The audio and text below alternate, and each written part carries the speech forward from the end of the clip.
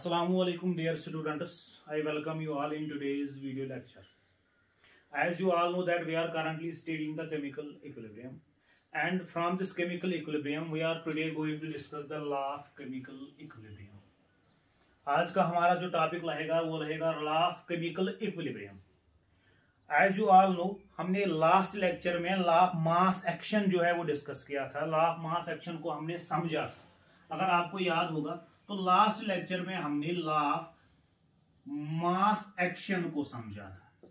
या हम बोलेंगे लॉ ऑफ मास एक्शन एक मैथमेटिकल एक्सप्रेशन है जो हमको मैथमेटिकल रिलेशनशिप है, जो हमको रेट ऑफ रिएक्शन और कंसंट्रेशन ऑफ रिएक्टेंट के बीच में रिलेशन बन के आती है. उसके बीच की जो रिलेशनशिप है उसको लॉ ऑफ मास एक्शन बोलते हैं. अगर आपको याद होगा तो हमने कल बोला था एक हाइपोथेटिकल रिलेशन लिया था हमने A plus B gives product. तो यहाँ पे हमने बोला था, या अगर हमने बोला था अगर हम हाइपोथेटिकल इक्वेशन लिखेंगे तो हमने यहाँ पे बोला था rate of reaction is directly proportional to active mass of A and active mass of B, product of active mass of A and B, and each active mass is raised by A and B. That is stoichiometric ratio. According to law of mass action, the rate of reaction is directly proportional to the product of concentrations of the reactants, with each concentration term raised by power equal to their stoichiometric ratio. ये चीज हमने कल पढ़ा था. आज हम यही देखेंगे. इसी को थोड़ा आगे ले जाके एक और कंसेप्ट आता है जिसका नाम रखा गया है लॉ ऑफ केमिकल इक्विलिब्रियम. ये law of chemical equilibrium actually है क्या? ये जो लॉ ऑफ केमिकल इक्विलिब्रियम है ये भी एक मैथमेटिकल एक्सप्रेशन ही है. Remember, this is again A mathematical expression. This is again A mathematical expression which is obtained. Remember, this is again a mathematical expression. Law of chemical equilibrium भी एक mathematical expression ही है जो हम obtain करते हैं by applying law of mass action. By applying law of mass action to a reaction, reversible reaction in equilibrium. याद रख लीजिए एक mathematical expression है ये भी जो हम obtain करते हैं, जिसको हम बनाते हैं, जो हमको मिल जाती है as a result of law of mass action.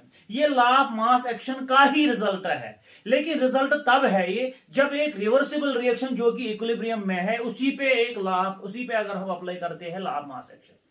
वही मैं बोल रहा हूं law of chemical equilibrium is a mathematical expression which is obtained as a result of applying law of mass action. याद रख लीजिए by applying law of mass action to a reversible reaction in equilibrium. ये चीज आप याद रख लीजिए. Law of chemical equilibrium तभी ऑब्टेन होगा जब आप लॉ ऑफ मास एक्शन को अप्लाई करोगे एक केमिकल रिएक्शन में. इनफैक्ट एक ऐसी केमिकल रिएक्शन में जो रिवर्सिबल है और जिसमें इक्विलिब्रियम अटेन हुआ है. हम इसको समझने के लिए हम एक हाइपोथेटिकल रिएक्शन लेंगे.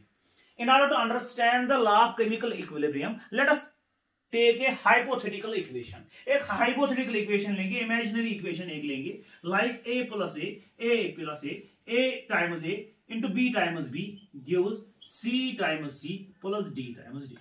Let this equation be reversible. ये एक reaction है जो कि reversible reaction है. यहाँ पे देख लीजिए, this reaction is reversible. Forward direction में भी हो रहा है, backward direction में भी हो रहा है. फॉरवर्ड डायरेक्शन का रेट RF है, बैकवर्ड डायरेक्शन का रेट भी है. Let this reaction be in equilibrium. अब अगर ये रिएक्शन इक्विलिब्रियम में है उसी स्टेज पे हम अप्लाई करेंगे law of mass action. For example हम यहां देखेंगे now apply law of mass action. Law of mass action for forward reaction. Forward reaction के लिए law of mass action apply कर लीजिए तो हमको पता चल जाएगा rate of forward reaction will be directly proportional to concentration of A multiplied by concentration of B. A और बी हम इसका पावर देंगे बीइंग स्टोइचियोमेट्रिक रेशियोज. ठीक, या हम ऐसे बोलेंगे rate of forward reaction is equal to, यहां पे हम लिखेंगे KF, where KF is rate constant for forward reaction into product of concentration of reactants. ठीक, this is the rate of forward reaction. Similarly, अगर हम यहां पे देखेंगे इसी रिवर्सिबल रिएक्शन में, as you can see the reaction hypothetical reaction is in reversible stage. ये एक रिवर्सिबल रिएक्शन है, इसमें दो रिएक्शन हो रही है.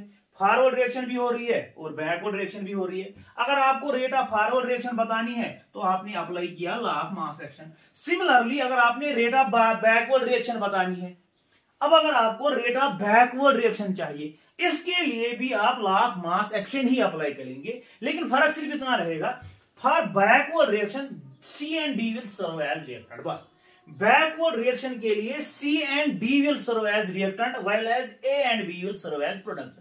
While as for forward reaction, A and B will serve as reactant and C and D will serve as product. यहां पे देख लीजिए।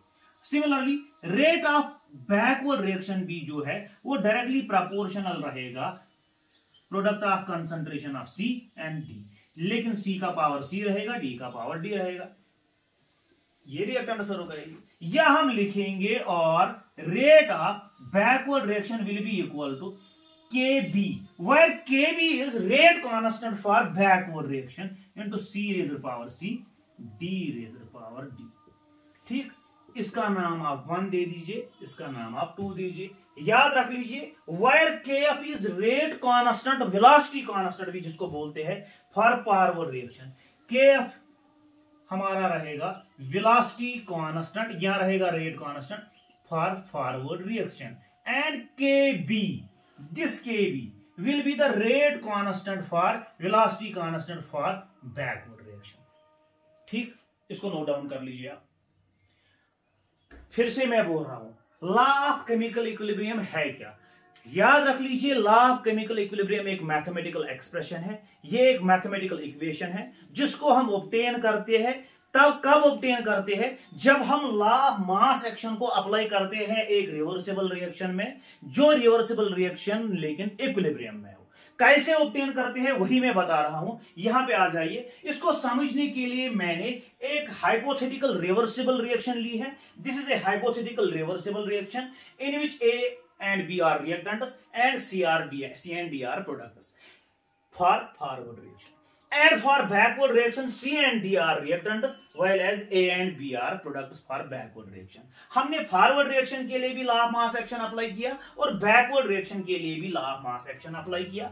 by applying the law of mass action for forward reaction, this expression is obtained, and by applying the law of mass action for backward reaction, this expression is obtained। that is, rate of forward reaction is Kf, where Kf is rate constant or velocity constant for forward reaction, Rb is equal to Kb, where Kb is rate constant for backward reaction, Ab is the concentration of reactants, this small a and small b are the stoichiometric coefficients, similarly C and D are the rate concentration of products। ठीक, इसको आप note down कर लीजिए, इसको आप note down कर लीजिए जल्दी से, यहां स्क्रीनशॉट ले लीजिए।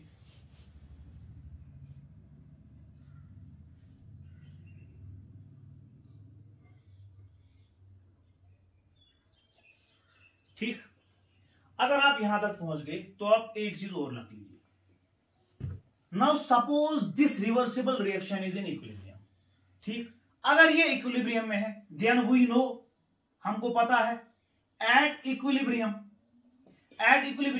Rate of forward reaction is exactly equal to rate of backward reaction. फिर से देख लीजिए, if this reversible reaction is in equilibrium, then rate of forward reaction is exactly equal to rate of backward reaction, that is Rf is exactly equal to Rb। now Rf किसके बराबर है? इसके बराबर है।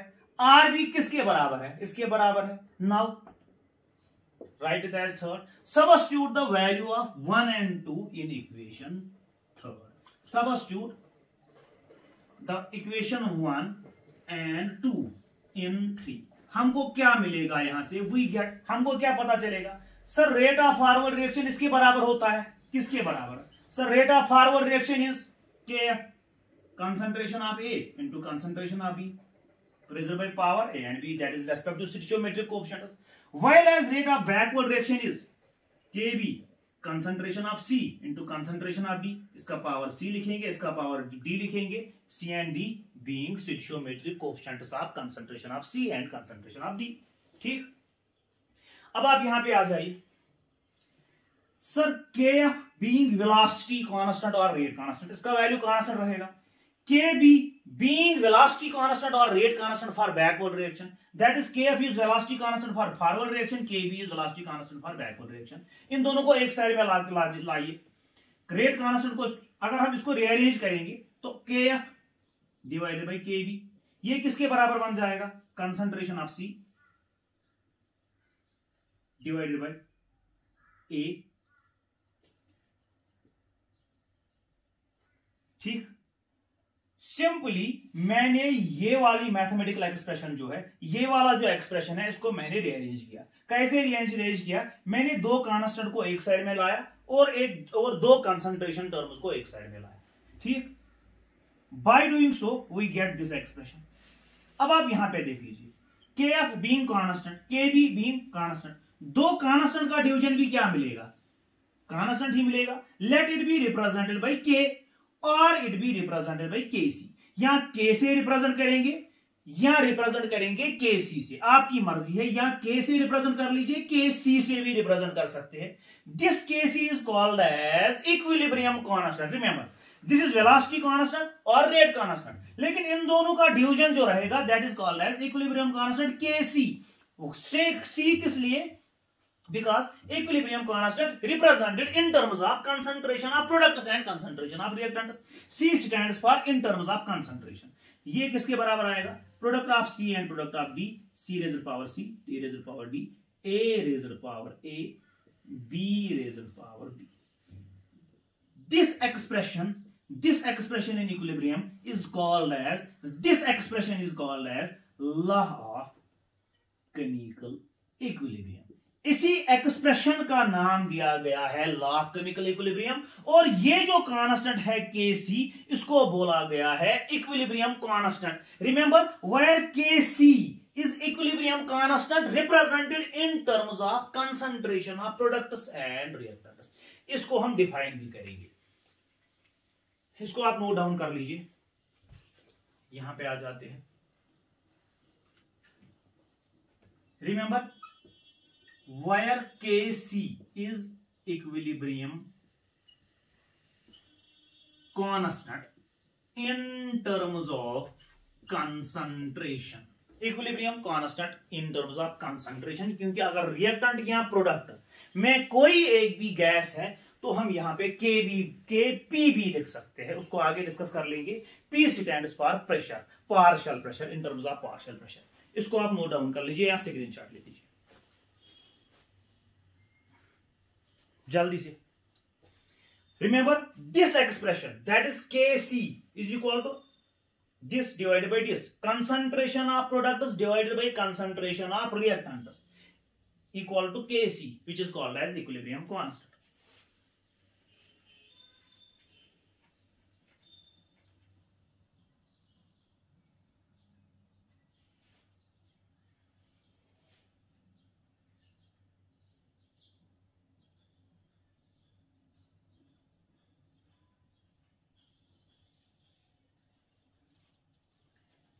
ठीक. मिटा दे. इसको मिटाते हैं, थोड़ा और आगे चलते हैं. एक्सप्रेशन को मैं यहां पे लेके आ जाता हूं. हाइपोथेटिकल इक्वेशन जो है उसको मैं यहां लेके आ जाता हूं.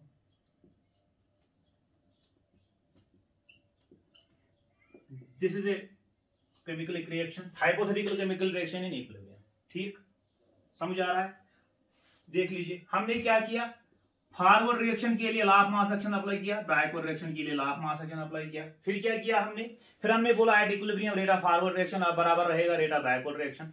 उसके लिए क्या मैंने बोला? Rate of forward reaction is exactly equal to rate of backward reaction, but rate of forward reaction is equal to Kf into concentration of A into concentration of B, Kb into concentration of. ठीक, तो यहां से मैंने क्या लिखा? Kf और Kb. फिर से ध्यान रख लीजिए, Kf being rate constant for forward reaction, Kb being rate constant for backward reaction.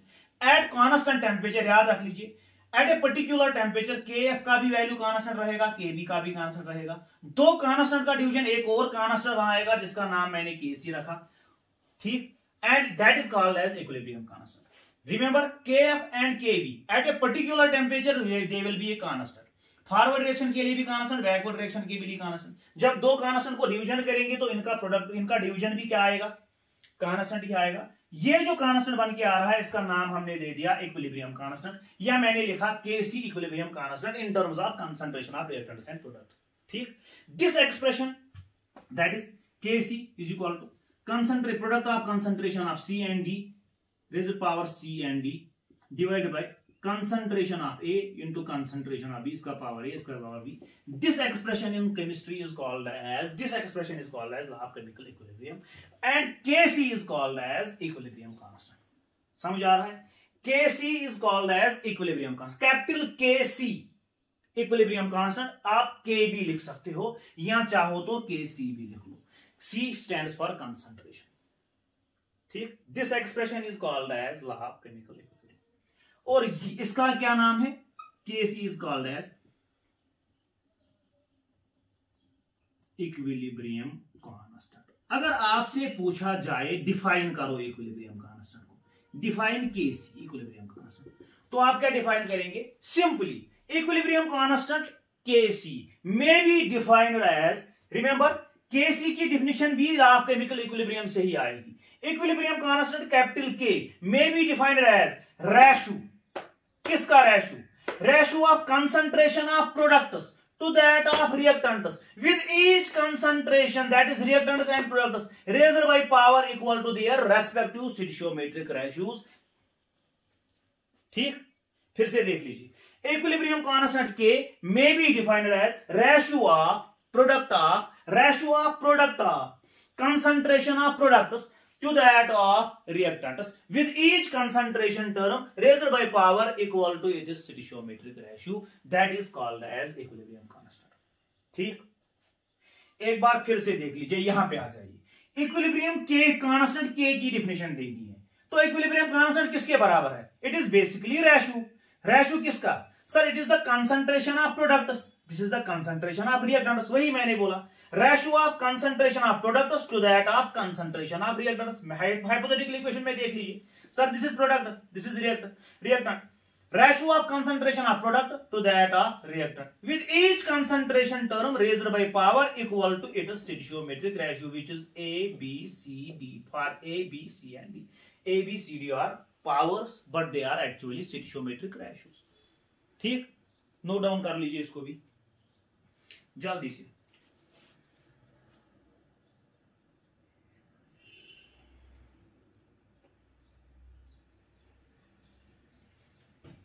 ठीक,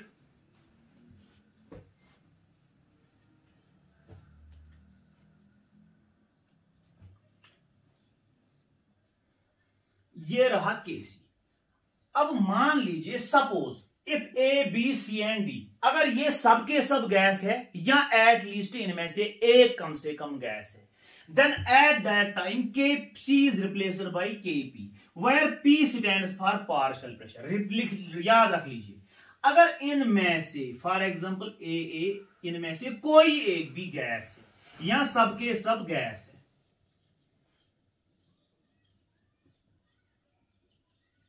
एट लीस्ट एक गैस होना चाहिए, then at that stage Kc, that is equilibrium constant in terms of concentration, it is replaced by equilibrium constant in terms of partial pressure Kp।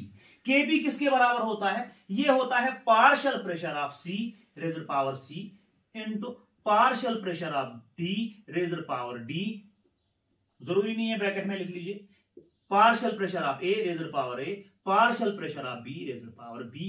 This expression is called as, ये भी law of chemical equilibrium ही है लेकिन in terms of partial pressure, where Kp it is again equilibrium constant. Remember ये भी equilibrium constant ही है लेकिन in terms of pressure, partial pressure, that is why Kp। यहां पे Kc equilibrium constant in terms of concentration of reactants and products, this is equilibrium constant in terms of partial pressure, that is it is equal to ratio of partial pressure of products to that of partial pressure of reactants. याद रख लीजिए ये भी equilibrium constant है। सो हमारे पास equilibrium constant दो तरह के हैं, अगर equilibrium constant in terms of concentration लोगे तो Kc, अगर इन टर्म्स ऑफ प्रेशर लोगे तो Kp, पार्शियल प्रेशर। ठीक, ये कब वैलिड है? अगर कम से कम एक रिएक्टेंट या प्रोडक्ट हमारे पास गैस है तब जाके अप्लाई करता है। For this, the reactants and products should be in the gaseous state. For this, they should be in the other state other than gas.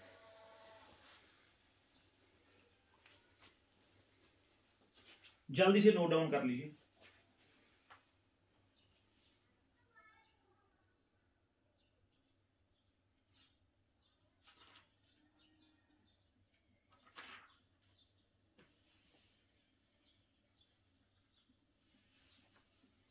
ठीक,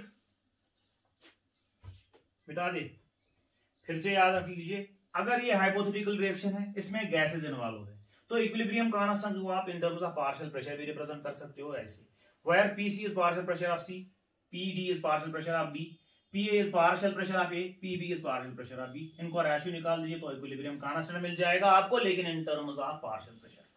इसको मिटा दे। नाउ ये जो हमारा इक्विलिब्रियम कांस्टेंट होता है, जो लॉ ऑफ केमिकल इक्विलिब्रियम से बन के आता है हमारा इक्विलिब्रियम कांस्टेंट, दैट इज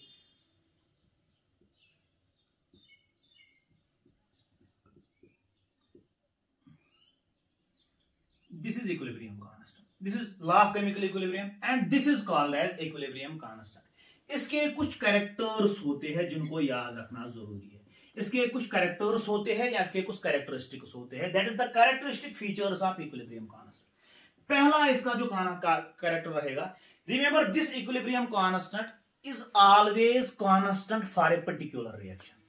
के equilibrium constant is always constant, remember equilibrium constant that is K is always constant for a particular reaction at constant temperature. Remember ये टेम्परेचर पे depend करता है। अगर आपने टेम्परेचर कांस्टेंट लिया हुआ है तो एक पर्टिकुलर रिएक्शन के लिए इक्विलिब्रियम कांस्टेंट का वैल्यू जो है वो हमेशा कांस्टेंट रहेगा। फॉर एग्जांपल यहां पे आ जाएगा, अगर हम जनरल रिएक्शन एक कंसिडर कर ले, अगर एक जनरल रिएक्शन हम ले, this is acetic acid plus ethanol,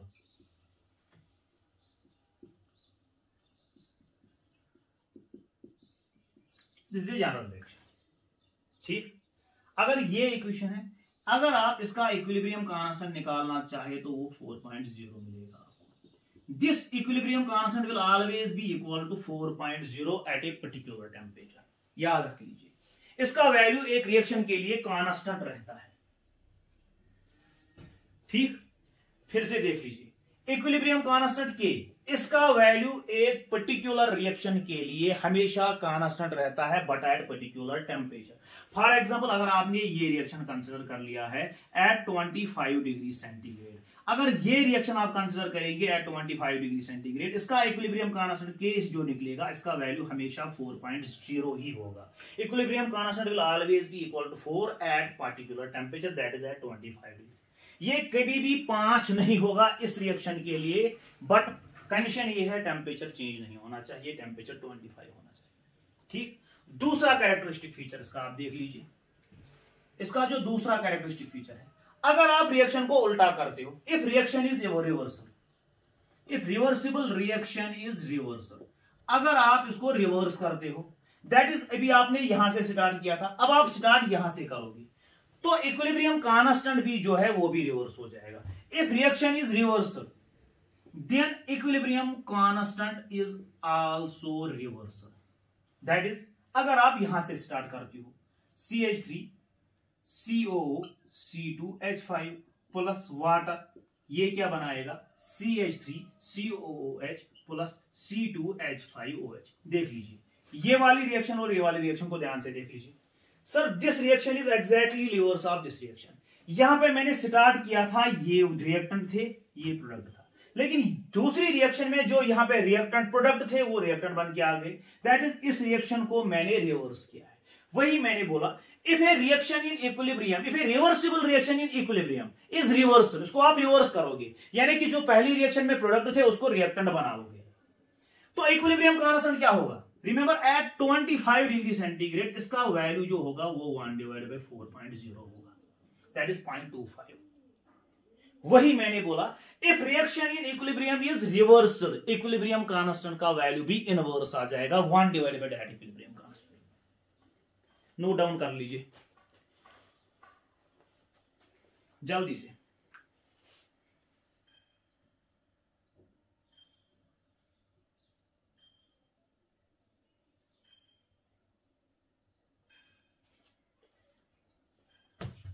तीसरा कैरेक्टर लिख लीजिए,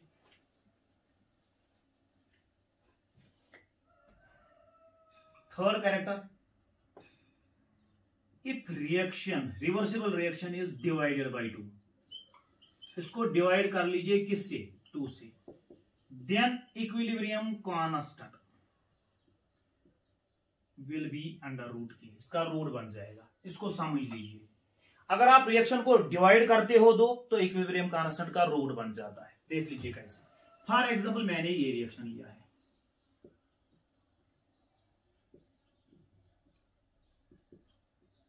$92 किलो जो लिखेंगे, दिस इज ए रिएक्शन। ठीक, अब अगर आप इसी रिएक्शन, अगर इस रिएक्शन का इक्विलिब्रियम कांस्टेंट K है, मान लीजिए ये वाली रिएक्शन का इक्विलिब्रियम कांस्टेंट K है, तो अब अगर आप इसी रिएक्शन को डिवाइड करोगे दो, दैट इज आप ऐसे लिखोगे 1 divided by 2 into N2 thrice H2 twice NH3 plus 92 kilo joule. आपने क्या किया, if this reaction is divided by 2, आपने ये वाली रिएक्शन को क्या किया, 2 से डिवाइड किया, तो इक्विलिब्रियम कांस्टेंट इसका जो K डैश होगा उसकी और इसकी रिलेशन क्या रहेगी। रिमेंबर, इसका equilibrium constant that is K dash, it will be exactly equal to under root K। याद रख लीजिए, जो ये वाली रिएक्शन का इक्विलिब्रियम कांस्टेंट था, इसका इक्विलिब्रियम कांस्टेंट इसके इक्विलिब्रियम कांस्टेंट का रूट बराबर रहेगा। If reaction is divided by 2, equilibrium constant will be root of K। याद रख लीजिए, बहुत ही आसान सा चीज है ये।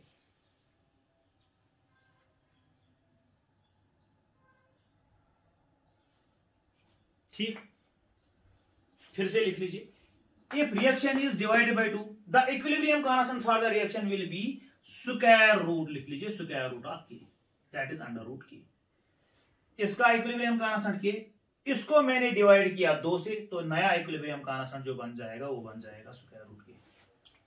ठीक, नाउ एक चीज और लिख लीजिए, चौथा कैरेक्टर, फोर्थ कैरेक्टरिस्टिक फीचर लिख लीजिए, if reaction is multiplied by 2, multiplied by 2, तब क्या होगा, तब क्या होगा, अगर आपने रिएक्शन को मल्टीप्लाई किया 2 से, तो इक्विलिब्रियम कांस्टेंट का स्क्वायर आ जाएगा, then equilibrium constant will be square of K, that is K square बनेगा। यहां पे आ जाइए, फिर से यही रिएक्शन लिखेंगे, N2 प्लस 92 किलो जूल। अगर इसका इक्विलिब्रियम कांस्टेंट मान लीजिए K है, फिर से इसका इक्विलिब्रियम कांस्टेंट K, अब अगर इसी रिएक्शन को डिवाइड करेंगे 2 से, ट्वाइस N2, सिंपली मैंने मल्टीप्लाई किया 2 से, ये वाली और ये वाली रिएक्शन में दोनों के बीच में सिर्फ फर्क एक है, this is multiplied 2, this reaction multiplied by 2, यहां का जो इक्विलिब्रियम कांस्टेंट रहेगा वो बनेगा K square. These are the important characteristic features. Catalyst का लिख लीजिए, इस पे कोई असर नहीं पड़ता।